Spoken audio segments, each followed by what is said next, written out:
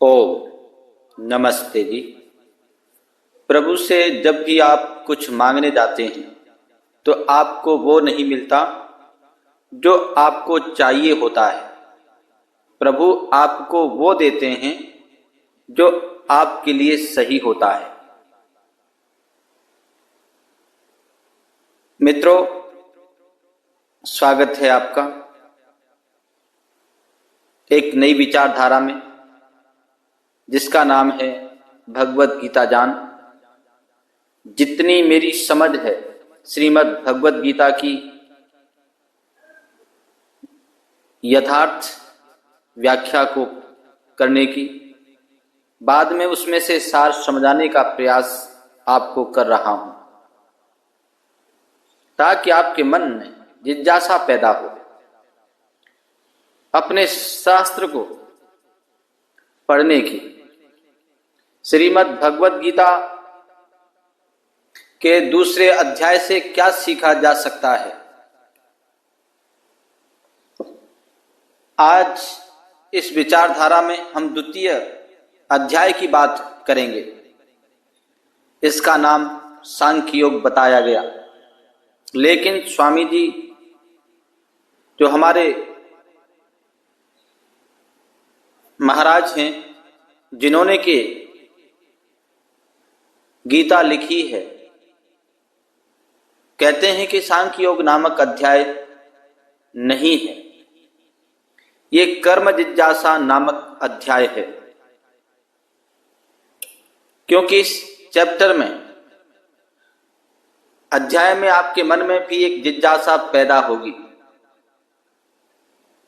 कि कर्म आखिर हैं क्या, जिसके लिए भगवान श्री कृष्ण कहते हैं कर्मण्यवाधिकारस्ते मां फलेषु कदाचन। सिर्फ कर्म करो, फल की चिंता मत करो। वह कर्म कौन सा है? क्योंकि ये वो कर्म हैं जो आप और हम प्रतिदिन जिंदगी में करते हैं।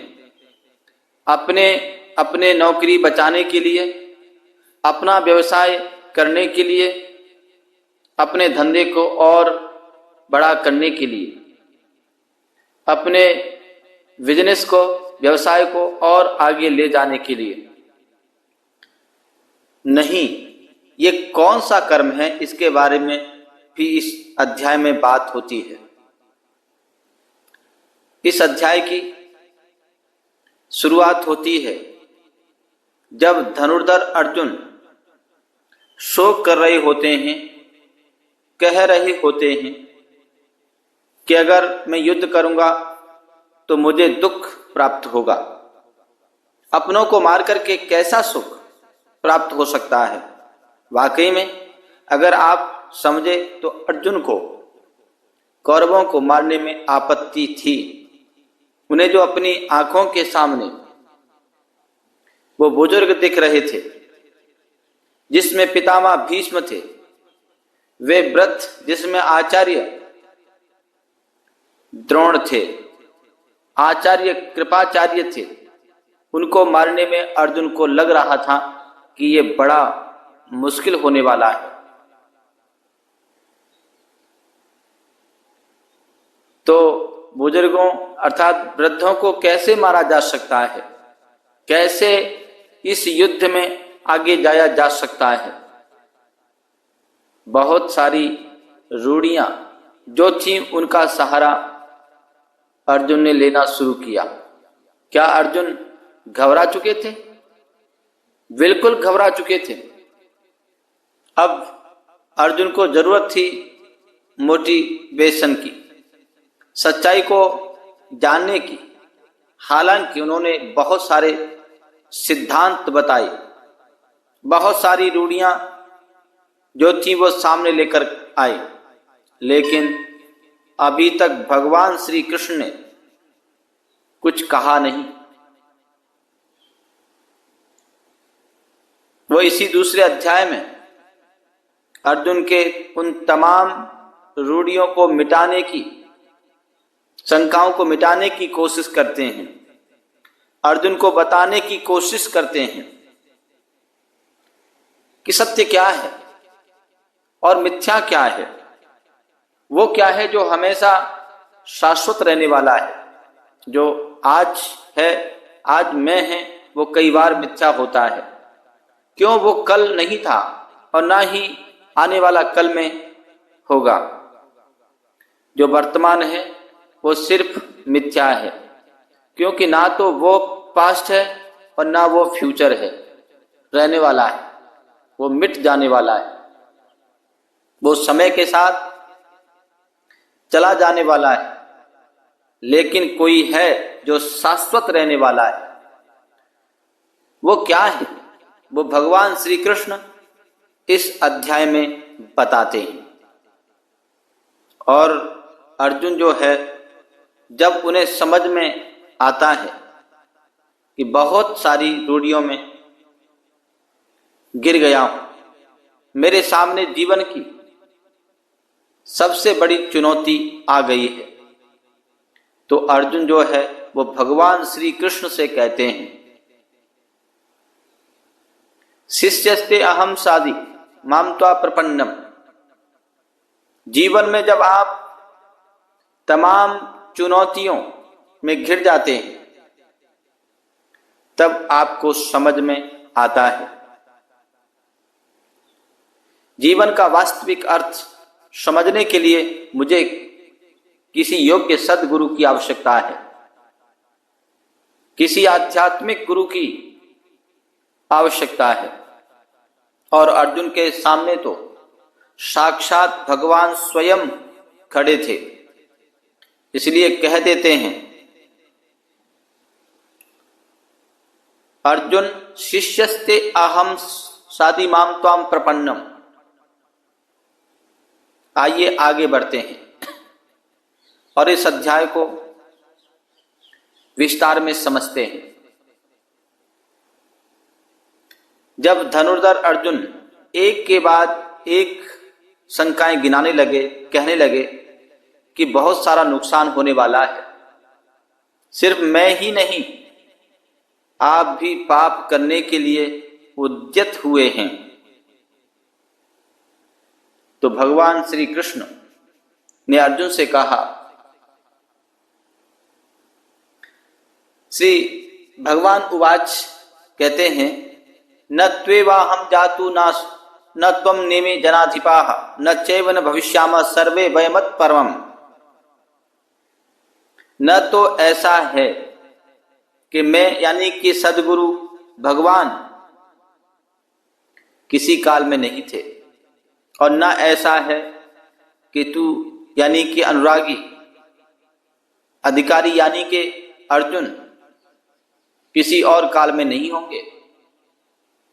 और न ऐसा है कि जनाधिपा यानी कि जो अहंकार जनों में पाया जाता है, जो कहीं राजसी प्रवृत्ति के लोगों में आ जाता है कि मैं सबसे बेहतर हूं, ये किसी काल में नहीं पाया जाएगा,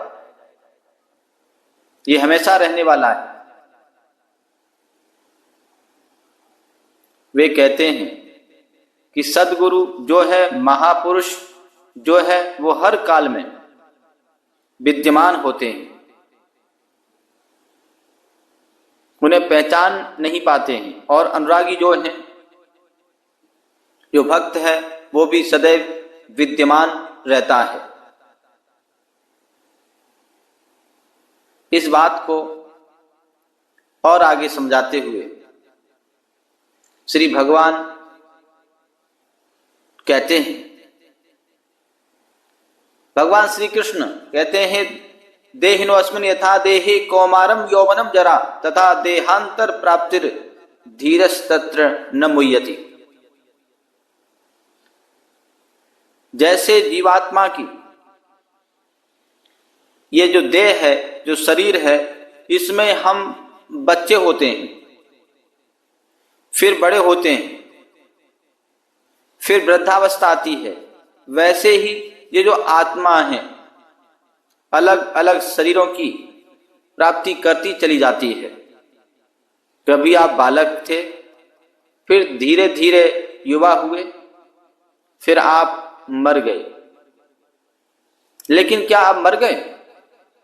आपका शरीर मर गया, आत्मा वही रही, उस पर नए शरीर की कोई भी लेश मात्र भी दरार नहीं आती।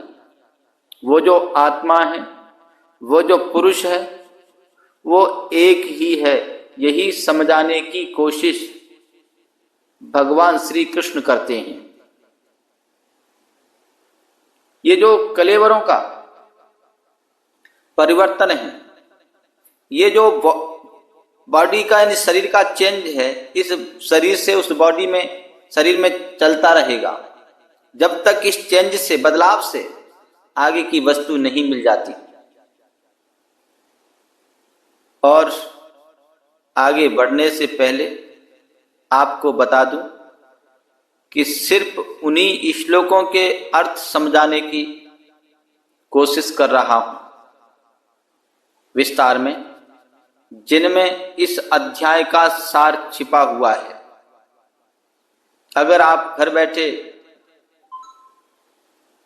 डिटेल में पढ़ना चाहते हैं तो यथार्थ गीता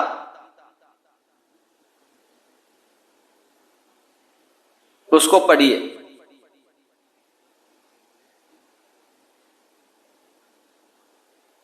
या उसको मंगवा भी सकते हैं, किसी भी भाषा में आप घर बैठ करके पढ़ सकते हैं। अब आगे बढ़ते हैं। भगवान श्री कृष्ण थोड़ा और समझाने की कोशिश करते हैं अपने सखा, अपने मित्र, अपने शिष्य अर्जुन को। भगवान श्री कृष्ण कहते हैं, मात्रा स्पर्शास्तु कौन्तेय शीतोष्ण सुख दुखदा आगमा पाइनो अनित यादस तितिक्ष भारतम। वे कहते हैं कि अर्जुन, सुख दुख, सर्दी और गर्मी को देने वाली जो इंद्रियों के विषयों के संयोग हैं, ये क्षण भंगुर हैं, तो इनका त्याग कर। अर्जुन जो था वो इन सबको लेकर के जो इंद्रियों के विषयों के सुख हैं, इनको स्मरण करके ही विकल हो रहा है, ताकि ये सब छूट जाएगा। तो भगवान श्री कृष्ण समझाते हैं कि ये क्षणिक है, झूठे हैं, नाशवान हैं, ये हमेशा नहीं रहने वाले। ना तो विषयों का संयोग हमेशा रहेगा, ना इंद्रियों में क्षमता रहेगी इन विषयों का सुख भोगने की। ये सब टेम्परेरी हैं, ये समझाने की भगवान श्री कृष्ण कोशिश करते हैं, बताते हैं। लेकिन आप इस श्लोक में समझिए कि जो कुरुक्षेत्र जहां कहा जाता है कि बहुत कम समय में युद्ध हो गया, क्या वहां इतने सारे मौसम आ गए कि अर्जुन को ये सब सहना पड़ रहा है? भगवान कह रहे हैं कि तू इसको सहन कर, सर्दी को, गर्मी को। असल मायने में ये सब युद्ध हैं। ये गीतोक्त युद्ध जो हैं, ये बाहरी युद्ध नहीं है। ये आपके अंदर हृदय में जो विकार हैं, जो अच्छाइयां हैं, बुराई में लड़ाई चल रही है, ये युद्ध उसका है। जैसा कि मैंने पहले अध्याय में बताया था कि अर्जुन जो है वो अनुरागी का प्रतीक है, वो भक्त का प्रतीक है, जो भगवान के दर्शन पाने के लिए विकल है, इसका प्रतीक है। जब आप प्रभु को पाने के लिए निकल पड़ते हैं, दर्शन करने के लिए निकल पड़ते हैं, तो बहुत सारे विकार आते हैं, बहुत सारे योद्धा आते हैं। वो विकार, वो जो बुराइयां हैं, वो सामने आती हैं और फिर आपको अर्जुन बन करके उनका वध करना होता है, उन्हें मिटाना होता है और अच्छाई की तरफ जाना होता है। आगे भगवान श्री कृष्ण कहते हैं कि अर्जुन, दुख सुख को समान समझने वाले, जिस पुरुष को इंद्रियों और विषयों के संयोग डिस्टर्ब नहीं कर पाते, विचलित नहीं कर पाते, वो अमृत तत्व की प्राप्ति करता है। अब ये जो अमृत है ये एक नई चीज आ गई। अभी तक अर्जुन को लग रहा था कि युद्ध का अगर रिजल्ट आया, परिणाम आएगा, तो या तो स्वर्ग मिलेगा या धरती मिल जाएगी या मर जाएंगे। लेकिन भगवान श्री कृष्ण कहते हैं नहीं, ना स्वर्ग मिलेगा ना पृथ्वी मिलेगी, बल्कि अमृत मिलेगा। सत्य है, असत्य क्या है, इसी को समझाते हुए भगवान श्री कृष्ण ने दूसरे अध्याय में कहा,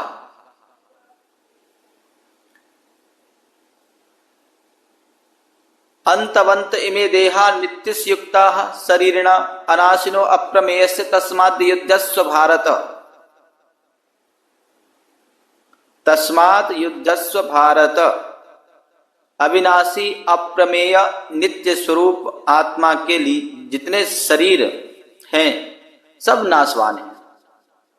इसलिए अर्जुन तू युद्ध कर। आत्मा विनाशी है, जिसका तीनों काल में फ्यूचर, पास्ट, प्रेजेंट कोई नाश नहीं कर सकता। ये सच है, ये सत्य है। शरीर जो है ये आज है, कल नहीं है और कल नहीं था।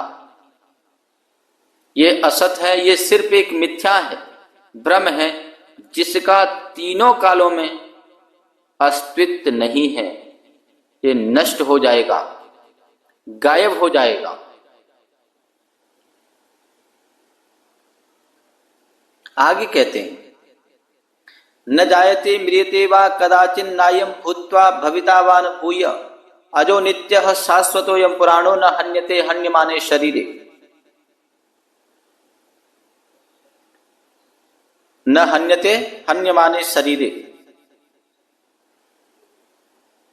आत्मा जो है ये किसी भी काल में न तो जन्मता है न मरता है, सिर्फ वस्त्र बदलता रहता है। क्या ये आत्मा होकर के कुछ और होने वाला नहीं है? ये जन्मा है, नित्य है, शाश्वत है, पुरातन है। शरीर के नाश होने पर इसका नाश नहीं होता। आप और हम आत्मा के उपासक हैं। जिस दुनिया में आप और हम अगर आत्मिक पथ पर चल पड़े हैं तो हर सनातनी बन चुके हैं, क्योंकि ये शाश्वत रहने वाली है इस दुनिया में। जो कोई भी जिस किसी भी धर्म में है, अगर एक आत्मा का उपासक है तो वो सनातन का उपासक है, वो आत्मा का उपासक है। इसी को आगे समझाते हुए भगवान श्री कृष्ण कहते हैं वासांसि जीर्णानि यथा विहाय नवानि गृह्णाति नरोपराणि तथा शरीराणि विहाय जीर्णान्यानि संयाति नवानि देहि।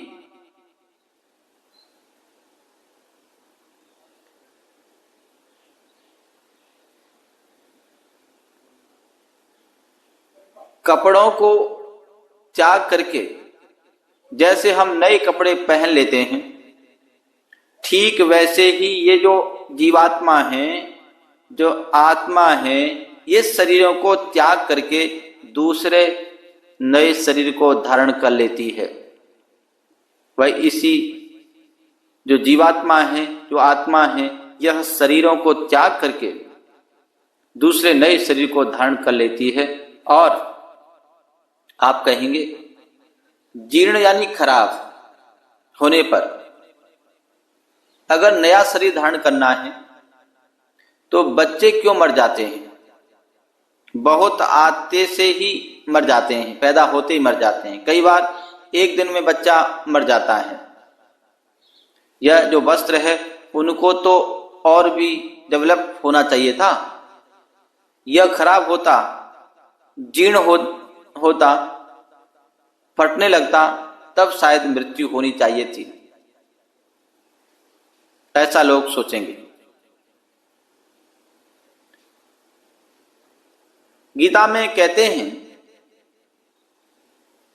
कि जब संस्कार जीर्ण होने लगते हैं तो शरीर छूट जाता है। शरीर हमारा संस्कारों पर आधारित है। अगर आपके संस्कार अगले पल के नहीं हैं तो आपको कोई रोक नहीं सकता, आप चले जाएंगे। एक श्वास ज्यादा नहीं जी सकता। यह जो पुरुष है यह जैसा निश्चय वाला होता है वैसा ही यहां से मरकर जाने पर होता है। अपने संकल्प से जो शरीरों में पुरुष उत्पन्न होता है, अपने संकल्प से बनाए हुए जो संस्कार हैं उनसे आप आगे बढ़ते हैं। आप जिस तरीके से कर्म करते जा रहे हैं उसी तरीके के संस्कार बनते जाते हैं। आगे भगवान श्री कृष्ण कहते हैं, नैनम छिन्दन्ति शस्त्राणि नैनम दहति पावक न चैनम क्लेदन्त्यापो न शोषयति मारुत।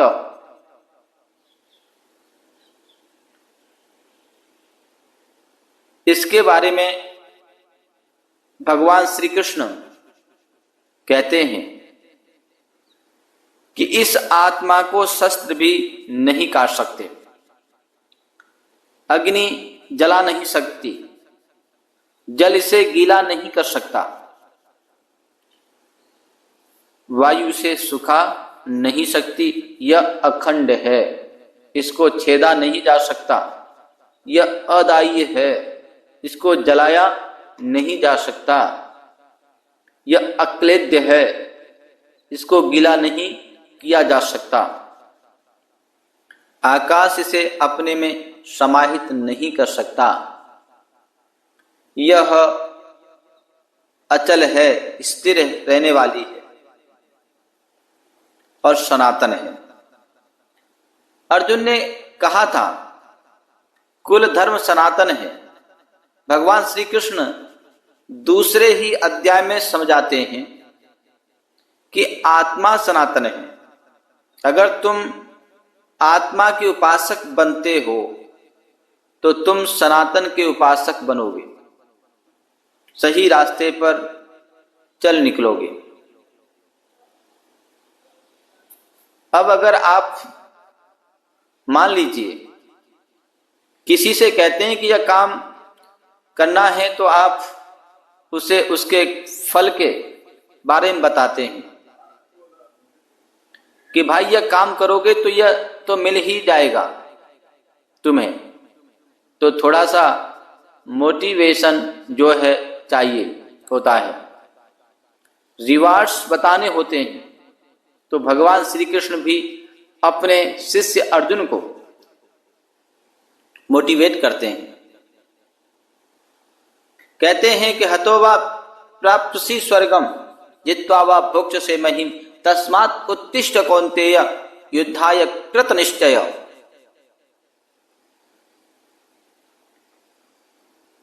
इस युद्ध में युद्ध करते करते मर जाते हो तो स्वर्ग प्राप्त करोगे, और अगर जीत जाते हो युद्ध करते करते तो महामहिम की स्थिति प्राप्त करोगे। इसको थोड़ा डिफाइन करता हूं, समझाता हूं कि लोगों को ऐसा लगता है कि आकाश में स्वर्ग है।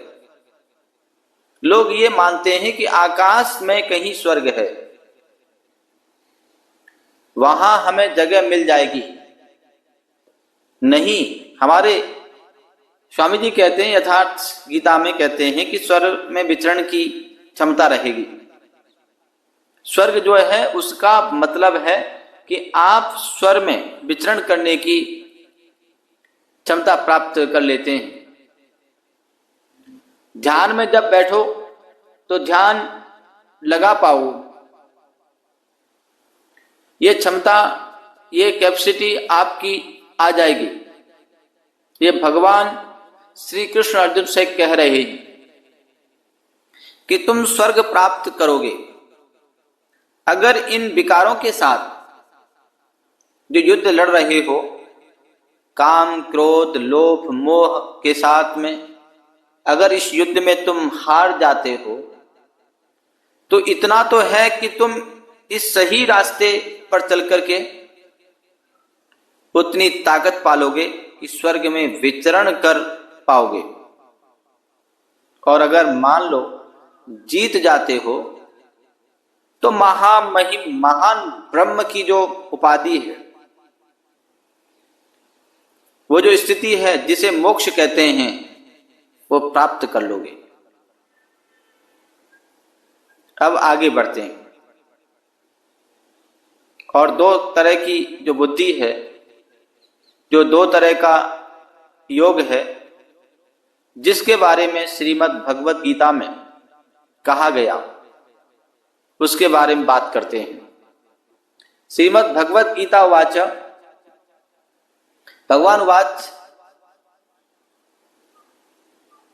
तिमाम शृणु बुद्धिया युक्तो यया पार्थ कर्म बंध प्रहास्यसि। वे कहते हैं कि जो बुद्धि जो अभी अभी मैंने कहा आपको कि स्वर्ग प्राप्त कर लोगे और महामहिम की स्थिति, जीतने पर हारने पर स्वर्ग, ये जानो जान योग मैंने आपको कहा। कौन सी बुद्धि दी कि यही युद्ध करना है? युद्ध यानी कि कर्म करना है, कर्म यानी कि ध्यान करना है। ये सब आगे डिफाइन होगा, आगे व्याख्या होगी। और ज्ञान योग में सिर्फ इतना है कि अपनी स्थिति को आप उसका आकलन कर लें। लेकिन अभी यहां पर खड़ा हूं, यहां पहुंचना है, यहां से यहां की दूरी तय करनी है, लाभ हानि इसमें है, ये सब आप डिफाइन कर लें। ये जो है ज्ञान योग होता है। लेकिन अब दूसरे योग की बात करते हैं। भगवान श्री कृष्ण कहते हैं कि अब तुम्हें निष्काम कर्म योग के बारे में बताता हूं। नेहा विक्रम नाशो अस्ति प्रत्यवाहो न विद्यते स्वल्प मापस्य धर्मस्य त्रायते महतो भयात्। निष्काम जो कर्म में, निष्काम कर्म योग जिसमें सिर्फ कर्म करना है, फल की चिंता नहीं करनी है, उसमें बीज का नाश नहीं होता। आप सिर्फ चल दें, आप सिर्फ चल दें, तो प्रकृति में कोई क्षमता नहीं, ऐसा कोई अस्त्र नहीं कि उस सत्य को मिटा दे। कुछ समय के लिए पर्दा डाल सकता है, लेकिन वो पर्दा फिर से हट जाएगा। आप अगर एक बार सही रास्ते पर आ गए तो आप अनेक जन्म संसिद्ध स्थितो याति परमम गति, 6ठे अध्याय में भगवान श्री कृष्ण कहते हैं कि कर्म अगर एक बार उसका बीज अगर डल गया तो बहुत सारे जन्मों के बाद में वहां जाकर के खड़ा कर देता है, जिसे परम धाम कहते हैं, जिसे मोक्ष कहते हैं। बहुत सारे गुण लगता है कि ज्ञान योग में है, अहम ब्रह्मास्मि यह मान लेने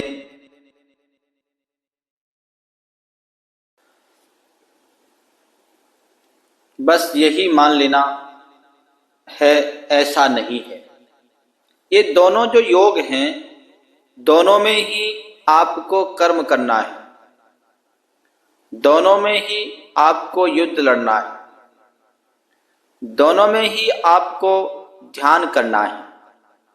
और अब मैं आपको वो श्लोक बताता हूं जिसके बारे में बहुत लोगों ने बात की है। अलग अलग जगहों पर इसे कोट किया जाता है, लेकिन यथार्थ इसका मतलब क्या है, इसकी व्याख्या क्या है? श्री भगवान कहते हैं, कर्मण्येवाधिकारस्ते मा फलेषु कदाचन मा कर्म फल हेतुर्भुर्मा ते संगोस्त्व कर्मणि।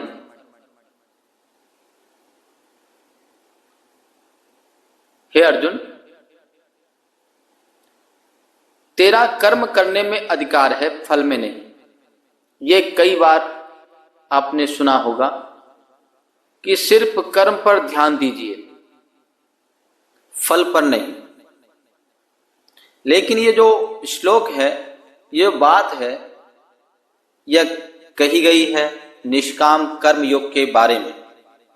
निष्काम कर्म योग के बारे में कहा गया कि सिर्फ कर्म करने पर ध्यान दो, फल की चिंता मत करो, उस पर मुझे छोड़ दो। मेरे बारे में सोचना शुरू करोगे, उसके बाद भूल जाओगे, फल तुम्हें मिलेगा, ये बताने की कोशिश की गई है। ना कि हर कर्म के बारे में यह बात हो रही है। बहुत सारे लोग इस कोट को बहुत जगहों पर लगाते हैं, बोलते हैं कि कर्म करो, फल की चिंता मत करो। सांसारिक मोह माया के जो काम आप कर रहे, जो बिजनेस आप चला रहे, आप नौकरी कर रहे, वहां आपको फल की चिंता करनी होगी। फल की चिंता नहीं करोगे तो शायद आप अच्छा काम नहीं कर पाएंगे, अपने आप को, अपने स्किल्स को सुधार नहीं पाएंगे। लेकिन यहां भगवान श्री कृष्ण अपने शिष्य अर्जुन से कहते हैं, सखा से कहते हैं कि हे अर्जुन, कर्म करने में अधिकार रखो, फल की चिंता मत करो। और साथ में भी कहते हैं कि अकर्म में, यानी कि कर्म नहीं करना है, इसमें आसक्ति पैदा मत करो कि मैं तो कर्म ही नहीं करूंगा, सब कुछ आप पर छोड़ दूंगा। ऐसा नहीं है।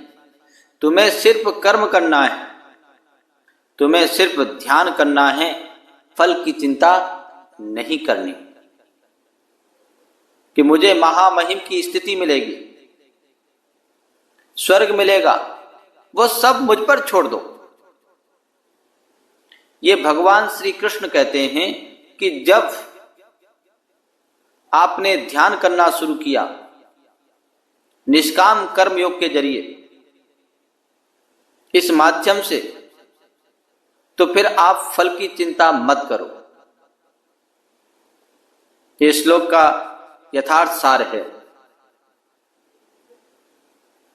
अब आगे बढ़ते हैं और आपको समझाने की कोशिश करता हूं किस काल में, किस समय पर वो वैराग्य जो है प्राप्त होता है, वो स्थिर बुद्धि आती है। तो इसके बारे में भगवान श्री कृष्ण कहते हैं यदा ते मोहम कलिलम बुद्धिर्व्यतीता तृष्यति तदा गंतासि निर्वेदम श्रोतव्यस्य श्रुतस्य च। जिस समय में जो भी साधक है, जो भी उस रास्ते पर चला है, उसकी बुद्धि जो मोह वाला दलदल है उसे पार कर लेती है, बिल्कुल भी मोह नहीं रह जाता, ना परिवार में, ना प्रतिष्ठा में, ना धन में, सबसे लगाव टूट जाता है। उस समय जो सुनने योग्य बातें हैं, जो चलने योग्य रास्ता है, उसके बारे में समझ डेवलप होती है, वैराग्य को प्राप्त होने लगता है, उसे आचरण में ढालने की बात आने लगती है। इसलिए भगवान श्री कृष्ण कहते हैं कि जब मनुष्य मन में जितनी भी कामनाएं हैं उन्हें त्याग देता है, तब जाकर के वो आत्मा का दिग्दर्शन कर पाता है, आत्मा राम बन पाता है। लेकिन साथ में उसे चेतावनी भी देते हैं अपने शिष्य को।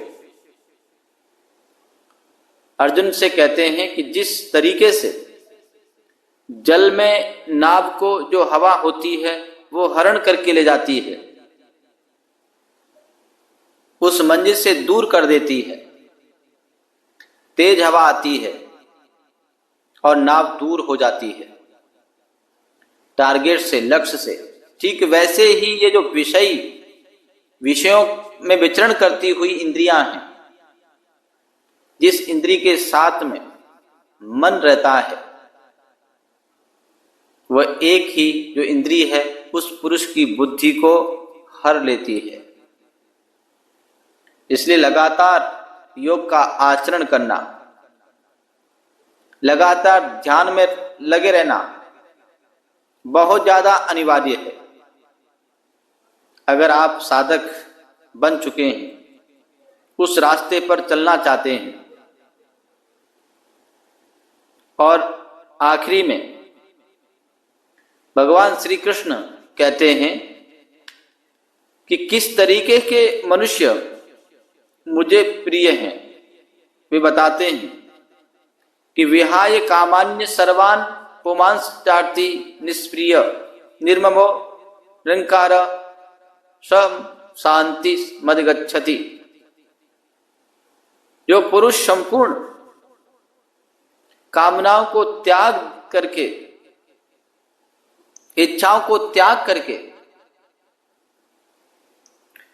निर्मोहत मैं और मेरे के जो भाव हैं उसको छोड़ करके,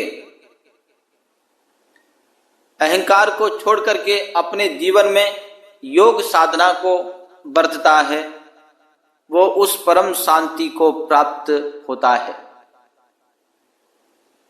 जिसके बाद में कुछ पाना शेष नहीं रह जाता है।